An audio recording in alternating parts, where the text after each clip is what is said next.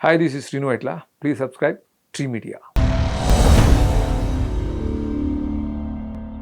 మీలో ఈ sense of humour అనే టింజ్ బై బర్త్ అండి, లేకపోతే ఎవరన్నా డెఫినెట్గా కొన్ని ఉంటాయి, కొన్ని లక్షణాలు అడాప్ట్ అవుతూ ఉంటాయి. బేసిక్గా మనలో ఉంటుంది. దాంతోపాటు మనం తిరిగిన మనుషులు, మా రెడ్డి గారి సర్కిల్ ఉంటుంది కదా, ఎన్వి రెడ్డి గారు కానీ సత్యనారాయణ రెడ్డి, మా బ్యాచ్ ఒకటి ఉంటుంది. ఓకే, అందరికి విపరీతం sense of humour.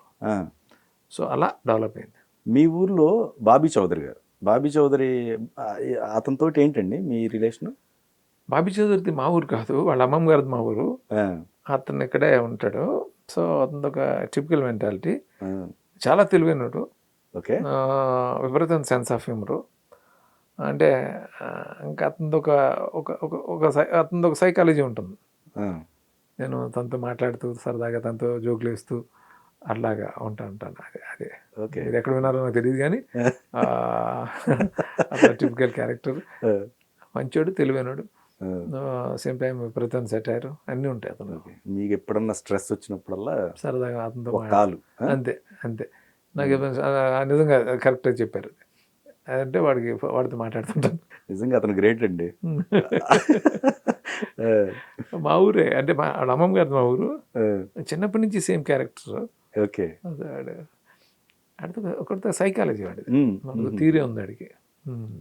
Okay okay, అది చాలా ఇంట్రెస్టింగ్గా ఉంటుంది. అంటే సునీల్ గారికి సంబంధించి ఒక 2-3 సినిమాల తర్వాత కొంచెం సెంటిమెంట్ ఎవరైనా ఫీల్ అవుతూ ఉంటారు డైరెక్టర్స్. 3 సినిమాలు అనుకుంటాం మీ వరుసగా సక్సెస్ రాలేదు. దాని తర్వాత మళ్ళీ మీరు డీలో ఇచ్చారు. జనరల్గా ఏంటంటే డైరెక్టర్స్ సొంతం విపరీతంగా ఎంజాయ్ చేశాను. ఒక డైరెక్టర్గా నాకు కిక్ ఇచ్చాడు సునీల్. అందుకే కదా ఇప్పటి వరకు ఇంకా సొంతం కామెడీ అంటే 22 years అయిపోతున్నా ఇంకా ఫ్రెష్గా ఉంది. అది అలా ఉంది, అంత కిక్ ఇచ్చాడు. అంటే నేను believe Sunil is a terrific actor అనేది నా స్ట్రాంగ్ బిలీఫ్. ఆ తర్వాత ఆ సినిమా అనుకున్నట్టు ఆడలేదు. ఆ తర్వాత ఆనందమానందే పెద్దగా వర్కౌట్ అవ్వలేదు. అందరూ వాడు ఒక లెవెల్కి ఉంది కానీ సరే అయినా కూడా నేను నమ్మాను కాబట్టి అక్కడ డి నుంచి మా సక్సెస్ సాలిడ్గా స్టార్ట్ అయింది. ఇంకా అక్కడి నుంచి మ్యాక్సిమం తను చేసుకోవచ్చు. అంటే కొంచెం మనం బేసిక్గా ఒక డైరెక్టర్ అనేవాడు ఒక సినిమా ఏదైనా అనుకున్నట్టు రాకపోవడానికి రీజన్స్ వేరే ఉంటాయి కదా. అంటే మనం లేదు, మీకు సెంటిమెంట్స్ లేవనే దానికి ఎగ్జాంపుల్స్ ఇవన్నీ. అదే కరెక్ట్, ఎగ్జాక్ట్లీ. సో కొంతమంది నాకు సెంటిమెంట్స్ అని ఇవన్నీ మధ్యలో చెప్పారు, ఎవరు అంటుంటారు, నాకు తెలియదు అది. బట్ నాకు అసలు అలాంటివి ఉండవని చెప్పడానికి ఇంత గ్రేటెస్ట్ ఎగ్జాంపుల్ ఇదే కదా. ఈ కామెడీలో ఇంకొక యాంగిల్ జంధ్యాల గారిది మనం చూసామండి. మీ దాంట్లో ఈ కొంతమంది ఉన్నారు, ముఖ్యంగా లేడీస్తో కామెడీ చేయించడం. అది కూడా మళ్ళీ ఆ సెటైర్ లేపించడం లేడీస్తో, ఇది ఎక్కడి నుంచి వచ్చిందండి మళ్ళీ? అందరికీ అంటే ఒక గ్రూపు క్రియేట్ చేయటం, ఆ క్యారెక్టర్స్ మధ్య మళ్ళీ కామెడీ. అంటే లేడీస్లో కూడా సెన్స్ ఆఫ్ హ్యూమర్ ఉంటుంది కదా, వాళ్ళు సెటైర్లు వేస్తారు, వాళ్ళు ఉంటుంది అంతా. అందరూ ఆ లేడీస్ క్యారెక్టర్స్ ఇవన్నీ ఉంటేనే కదా ఫ్యామిలీ. అది కరెక్ట్, నో డౌట్. ఎవరితో ఏ క్యారెక్టర్నైనా కామెడీ చేయించాలని అనుకుంటాను నేను. సినిమాలో మ్యాక్సిమం క్యారెక్టర్స్ ఎంటర్టైనింగ్ ఉండాలి. అంటే శ్రీను వైట్ల అంటే కోరుకునేది కామెడీ. సో ప్రతిదీ ఎంటర్టైనింగ్ ఉండాలని ప్రయత్నం చేస్తుంటాను. సో డీ టైంలో ఈ మన హీరో నాని అసిస్టెంట్ డైరెక్టర్కి వచ్చారు కదా. టోటల్ సినిమా కాదు, అది ఒక 2 షెడ్యూల్ తర్వాత ఎప్పుడు వచ్చాడు తను, సునీల్ ద్వారా ఐ థింక్. సునీల్ తీసుకొచ్చాడు, చేసాడు. అంటే మీ దగ్గర చేయాలని వచ్చారా, లేకపోతే మామూలుగా? అంటే నా దగ్గర చేయాలని కాదు, తను అసిస్టెంట్ డైరెక్టర్గా ఇంట్రెస్ట్ ఉంది. బాబు గారి దగ్గర చేసాడు ఆల్రెడీ.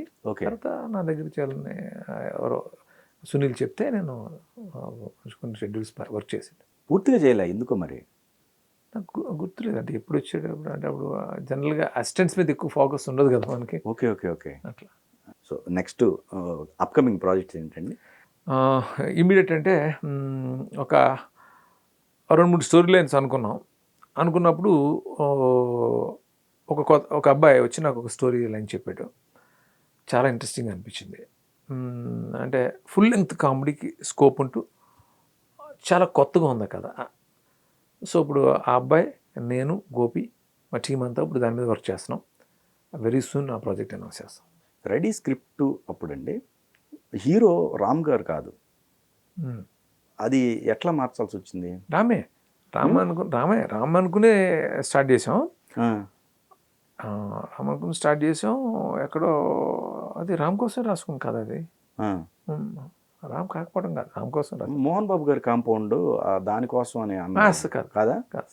ఆ, రామ్తో నేను డి దుబ్బా సీన్ అయిపోయిన తర్వాత రవికిషోర్ గారు నాకు అడ్వాన్స్ ఇచ్చారు, రామ్ హీరోగా చేద్దామనంటే ఓకే అని చెప్పి నేను అమెరికా వెళ్ళి వచ్చి ఇమ్మీడియట్గా ఈ స్క్రిప్ట్ వర్క్ స్టార్ట్ చేసాం, రామ్తో చేసాం అంతే. సార్ ఫ్రాంక్గా ఒకటి చెప్పండి, ఇప్పుడు డి అంత మంచి హిట్ ఇచ్చారు కదా, మళ్ళీ ఆ కాంబినేషన్ ఎందుకు లేదండి? కుదరలేదు నాకు. ఆ తర్వాత నేను కంటిన్యూస్ పెద్ద ప్రాజెక్టుల్లోకి వెళ్ళిపోయాను. ఓకే. తను విష్ణు తన సినిమాలు తను చేస్తూ ఉన్నాడు, ఉమ్, ఎక్కడ కుదరలా. మధ్యలో ఒకసారి డిఎన్డి అని చేద్దామని అనుకున్నాం, చాలా స్ట్రగుల్ అయ్యి 2-3 రకాలుగా అనుకున్నాం. ఆ, డీ సీక్వెల్ లాగా చేద్దాం, ఇంకోటి సంహా వర్కౌట్ అవ్వలేదు. ఆ కోవిడ్ అట్లా మిస్ అయింది. అది ఒక ప్రయత్నం అంటే జరిగింది. జరిగింది డెఫినెట్గా. విష్ణు మీద నాకు నాకు ఒక మంచి మంచి చాలా మంచి సినిమా హీరో కదా, నాకు చాలా మంచి హిట్ ఇచ్చిన హీరో కదా. హిట్ వచ్చింది అతనికి కెరీర్ పరంగా, నాకు పెద్ద హిట్ టర్నింగ్ పెద్ద హిట్, ఇద్దరికి మ్యూచువల్ గా బెనిఫిట్ జరిగిన సినిమా అది. కరెక్ట్. డెఫినెట్ గా కాంబినేషన్ సినిమా రావాలని నేను అనుకుంటాను కదా, బట్ సమ్హౌ డిడ్ంట్ హ్యాపెన్.